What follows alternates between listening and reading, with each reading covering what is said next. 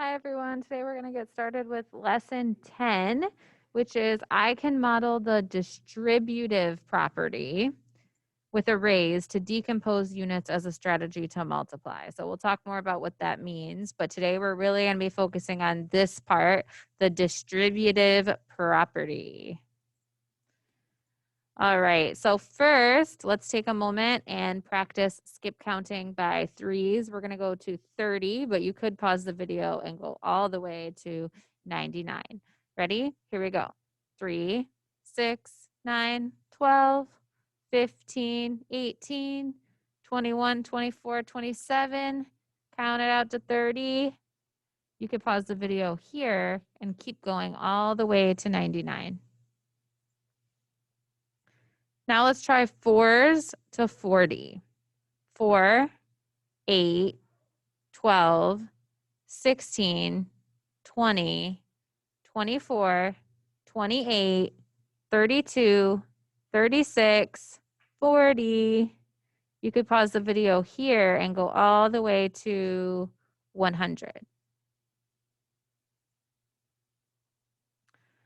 Right, a guitar has 6 strings.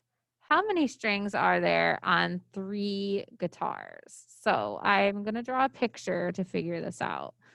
So there are 3 guitars, so I will draw a circle to represent each guitar. Each one has 6 strings. 6, 6. So I can think of this like repeated addition, 6 plus 6 plus 6.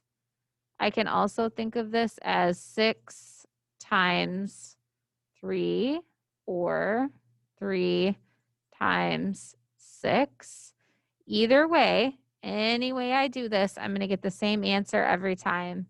And that answer is 18. 6, 7, 8, 9, 10, 11, 12, 13, 14, 15, 16, 17, 18. 6 plus 6 plus 6 is 18.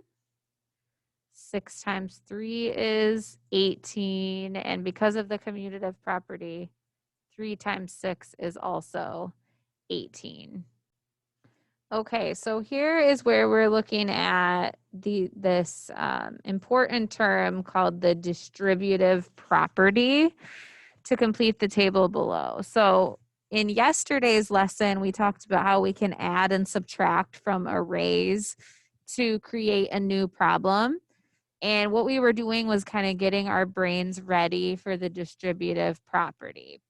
So if we look at this, we can see that there are 3 rows and there are 6 columns, right? Which would be the same as 3 times 6.